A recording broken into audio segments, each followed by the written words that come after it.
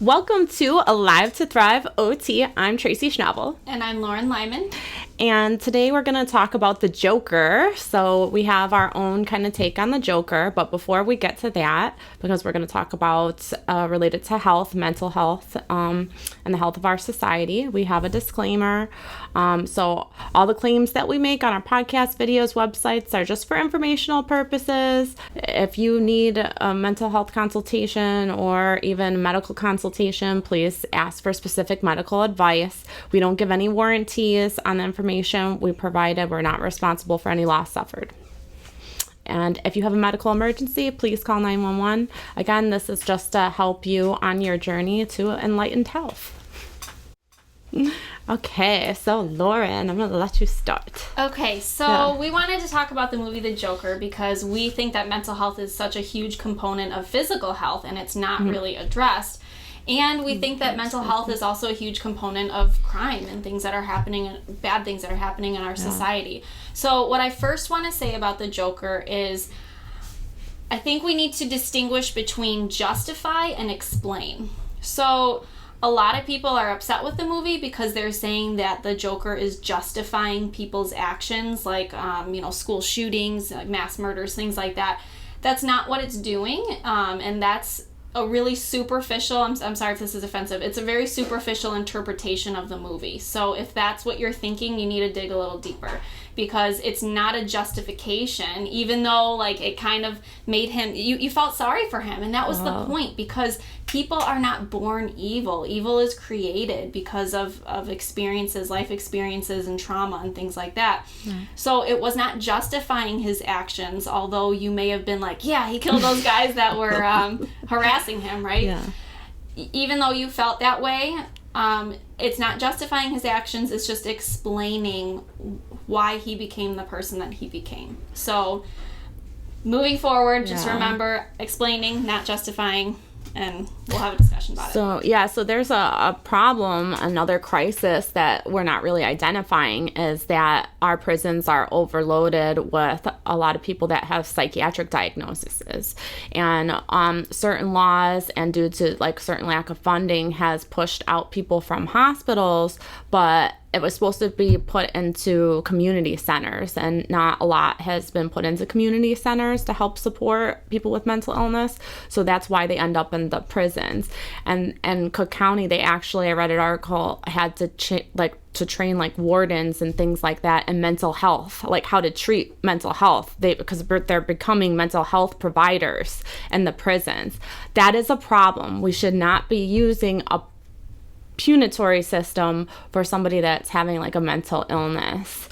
So like for example, like somebody that's actively having delusions because of having schizophrenia, let's say they break into a house or something, like they're not doing it like knowingly. They're not knowing what they're doing because they're not in touch with reality. So they're not able to make the decision between right and wrong because their brain is sick. So we should not be putting people with sick brains into the prison system. The intention is to really make you like look a little bit deeper at our society and like how we're treating people with mental health concerns, and how like a lack of treatment or lack of attendance to that, just because it may be hard to look at, as leading to catastrophic problems in our society. So these mass shootings and things that are happening. Although I would like to say most people, with like depression or, anxiety or certain things like that, those aren't the people that are the ones committing crimes. Most people that have a mental health diagnosis are the victims of crimes. It's just to let you know that. But the movie itself was just trying to shed the light on like people that have a psychotic break or become sociopathic. It's connected to like past experiences and trauma. So, it's literally brain trauma. So there is a woman that wrote a book about, she worked at detention centers, and she did like mediation eventually, working with people that were on death row. And she counseled them and found out that people that like had hurt other people, had committed acts of murder, and seemed to not have normal social reactions to it.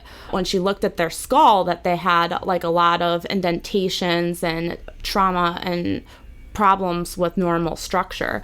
So she asked for an MRI of the brain, and she found that these people had damage to their prefrontal cortex, the part of your brain that's responsible for decision making, judgments, like just all levels of thinking. So these people, they did commit these crimes, but it was related. It's not just because, just random and like isolated that they're just pure evil.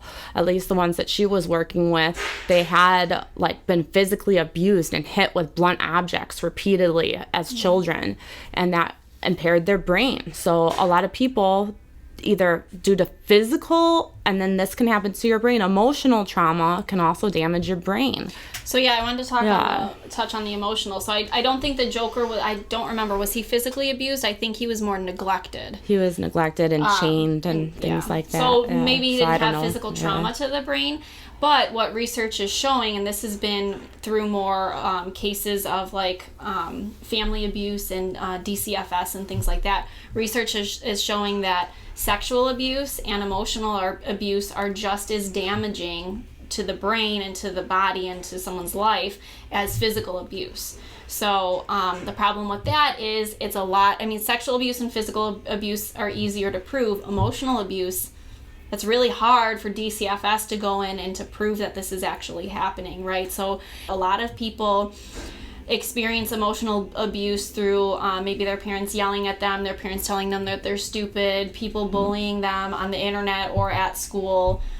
So, in the movie, it was more overt. Like, okay, he was chained down. His mom had some breaks from reality, and then people were beating him up on the street. People were making fun of him. People were taunting him. It was all very in your face, very obvious. But what I want to point out is that abuse is not always obvious, and emotional abuse it can be very sneaky, and you may not even know that it's happening. Yeah. Someone may go to work and seem perfectly nice and fine, and then they go home and they emotionally abuse their family. So that's something too. I mean, we are so quick to judge people once they do bad things, which is understandable because we have an emotional and compassionate response, but our compassion is obviously towards the victims, which it should be, but we don't even take the chance, the opportunity to analyze, okay, why is this happening? And, with all the mass shootings going on, that is a question that people have. Why is this happening? Why is it happening more now?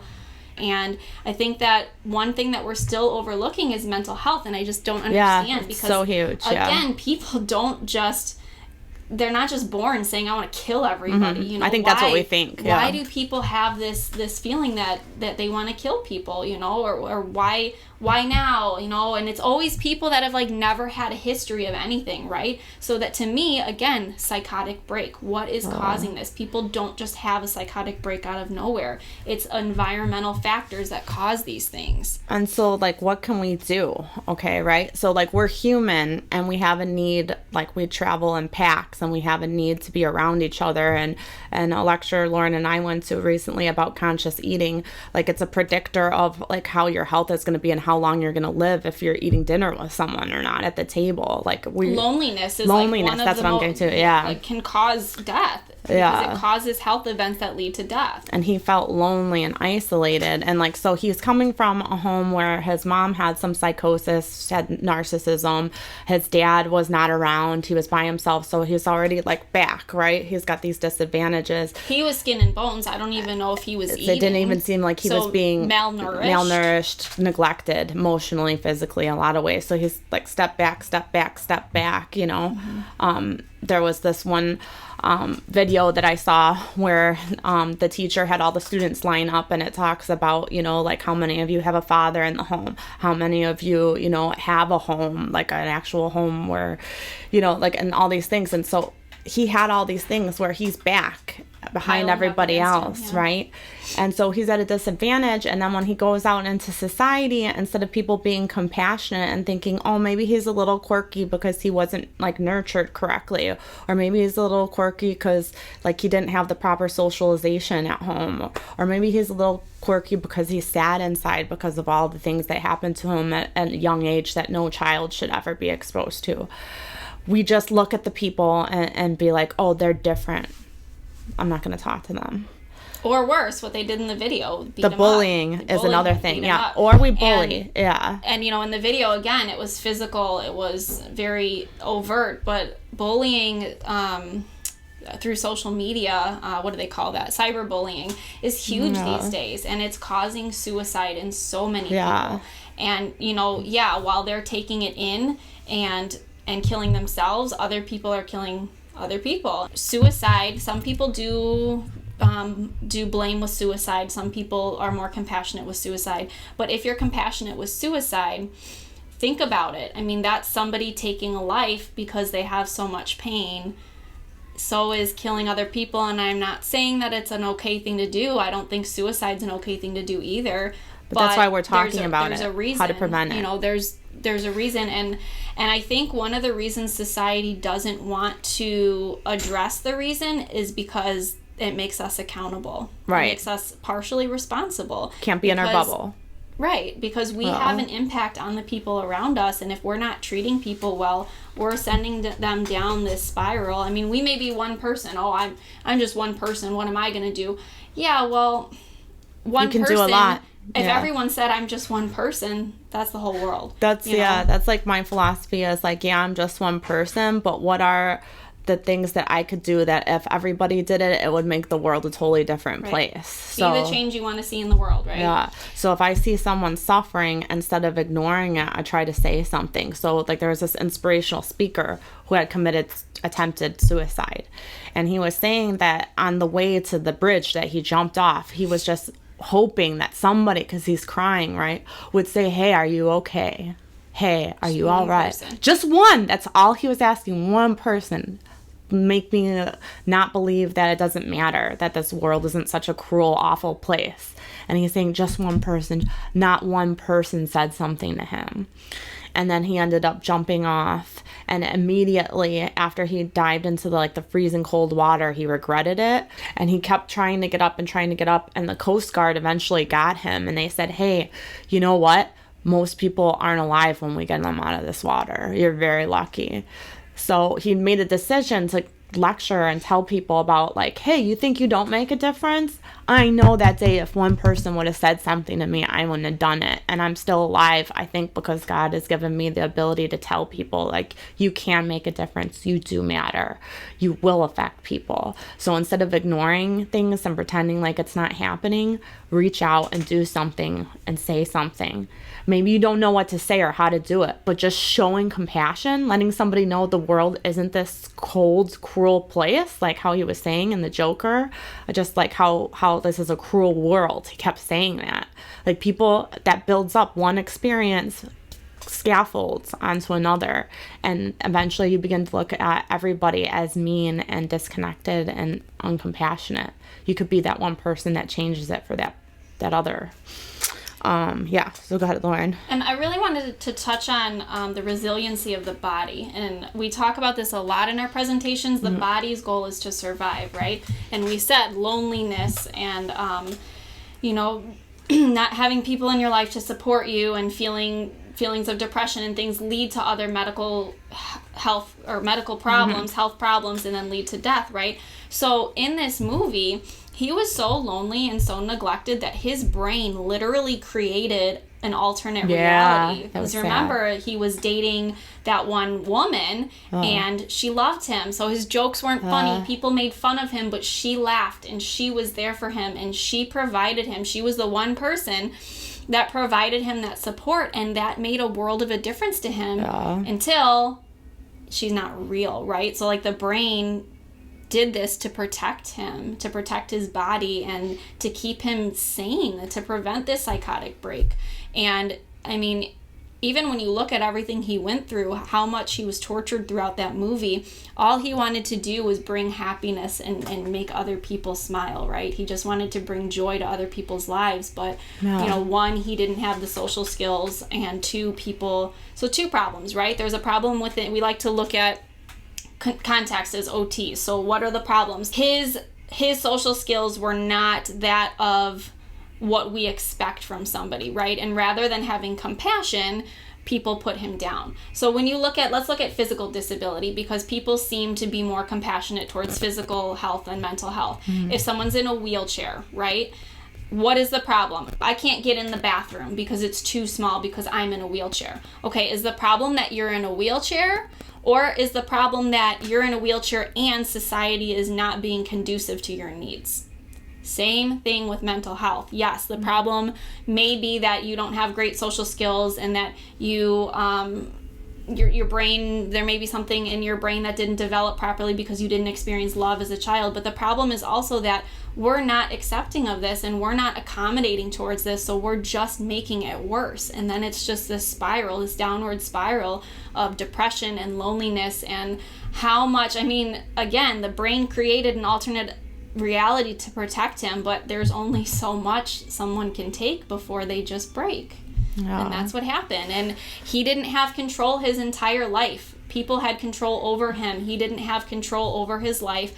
And you know, when he had that first kill, that was like the first time in his life where he, one, succeeded at something that he set out to do, and two, had control. And I'm not saying that that's a good thing, but that was rewarding for his brain, because these are normal things in life that we all seek, and he was lacking, and killing people gave him that sense of control and that sense of accomplishment, unfortunately. But maybe had we provided him with other more socially acceptable and positive activities that would have given him a sense of support, accomplishment, whatever, would he have resorted to killing? Yeah, I don't think he would have. Even like, you know, the social worker, like she wasn't really able to provide him with the counseling he needed. So that's like a part of our society, is we're not valuing mental health. So our social workers are not being paid very much. I have a lot of friends that are social workers. Their pay is not matching their education, and it's a problem.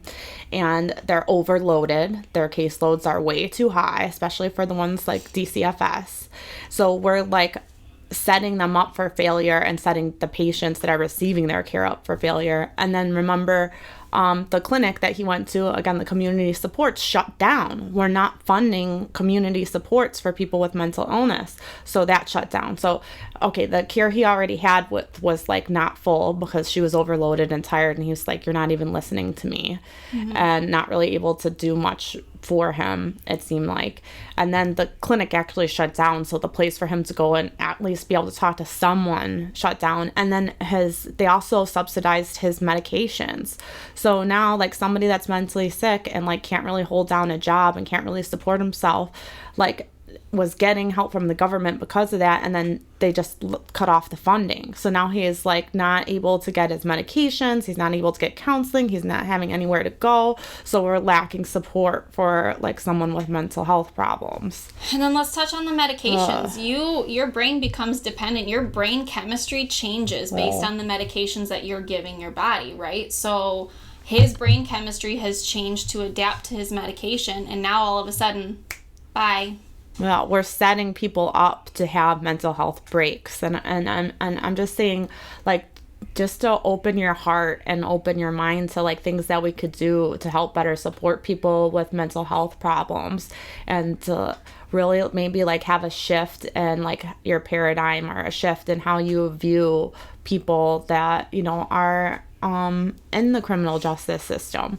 I'm not saying everybody doesn't have to be accountable, but I'm just saying, like, this is a problem. These facilities, prison facilities, are overloaded with people that have mental health concerns. A lot of people on the street, a lot of them have post-traumatic stress disorder. In one of my community mental health classes, they're not criminals, they're not lazy, they're people that have mental health problems. A statistic I ran across, 2/3 of homeless people have a mental health condition. 2/3. So, like, what does that say about us? And going back to the environment being so important and supporting these people that have mental health problems, maybe minimizing the impact it has on them in society, is like, what if we had a society that like started putting money into community centers, started putting money into like social workers and psychologists and occupational therapists that treat these patients? What if we changed how we treated people that have mental health problems? The saddest part of the movie is, he said, it made me cry so much. It said the saddest part about mental illness is that people expect you to act as if you don't have a mental illness. Because when you act sad or when you have something that happens to you, you can't share it with people because they treat you like you have, one of your heads chopped off or you're some kind of alien. There's stigma around mental health, and we're not doing anything to change that. And it makes it worse. So instead of somebody feeling supported, they feel even more isolated. So it's just like a never-ending cycle, and we just need to start having more compassion towards people that are different and towards even like our own friends and family. Like I feel like people sometimes when somebody says like I'm suicidal or I'm depressed, they get freaked out and they don't want to hear about it, and so they leave you alone. Because it's seen as a weakness. It's not a weakness. Or a fault. Like it's their fault that they're that way. I hear that a lot. Oh, it's their fault. They need to snap out of it. Well, if your brain is having physiological changes and you've had, like, trauma causes literal damage to the brain, they found this now, and you've had all these horrible experiences, you can't just snap out of it. So we need to be, like, supporting people and, like, being like, hey, do you need to talk to somebody? What can I do to help you? And, like, we shouldn't just be wanting to be around people, like, when they're, like, oh, I'm happy and I'm up. Like, it's creating a fake society. He was saying, like, I realized that my laugh, which the psychologist told him, like, was a tic or something, isn't really, like, something that's wrong with me, but it's something that's right. Like, this is the real me. Like, we want everybody to, like, be this, like, certain way, like, this certain cookie cutter. Like, we want us all to be a certain image, and then we project that, and then we never find our true selves, and we never treat ourselves because we're told like we have to be this one way all the time. We should just be ourselves. If you're sad, be sad. Tell somebody I don't feel good, whatever. And if somebody tells you, hey, I'm sad, I'm suicidal, whatever, be like, I'm here for you. Don't run from them. Just do what you can. And even if you don't know what to do, say, hey, I don't know how to help you, but I'm here for you, to listen anytime you need someone. What we forget is our foundation of health. We think it's like shelter and food and water. Yes, but our foundation for health is also emotional. It's love and support and belonging. And when people don't have these things, like think about gangs. People who join gangs, it's usually people who don't feel like they belong anywhere. So it's like they do bad things, but they have that foundational need of belonging to a group. So again, not condoning gangs, but people are searching for what they're lacking, and when they don't find it, when they don't have these foundations to emotional health, they're at risk for psychotic breaks, and they're at risk for doing harm to themselves and others. But that's at on a grand scale, because we experience this every day. And if you have never felt lonely or unsupported or unloved, then you are in the minority, because at some point in your life you will feel one, if not all of those things. And what happened? How did you snap out of that? I bet you had somebody there to love and to support you and to build you back up. Not everybody has that. He did not have that. He also gave like a speech, about like whoever did this is scum, and like, like it was kind of like a binary between like where the upper elite are in society and the lower people down here. Like, we're up here, like these amazing successful people, and you will never be successful. You will never have what we have, and you are scum.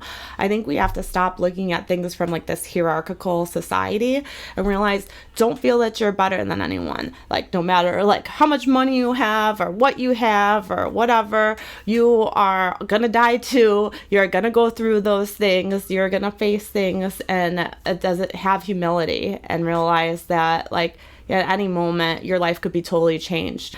So don't think that you're better than anybody. Have humility and try to understand other people's struggles and relate it to your own life. We're all human with emotions and physical attributes, and we're all different, and we need to respect each other's differences, and we need to start appreciating differences rather than bullying people and knocking them down for being a way that is not acceptable in our society. Because what is acceptable? Who defines that? I mean, it's all arbitrary to me.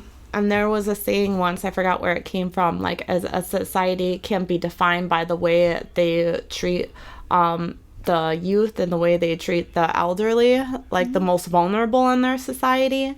And like I also feel like people with mental health concerns, and which is actually all of us, okay? Like if we're being real, we all have at just varying levels. If we're not treating them with love and compassion and taking care of them, I feel like that's a sign that our society is crippled. Like we're not standing strong together. So there's strength in unity, and we need to really unify and actually like try to help people that are vulnerable, are sick, are having problems, instead of just feeling like, oh, I'm better than them. Oh, I'm in a different category than you. Like, you deserve to be down there and I deserve to be up here.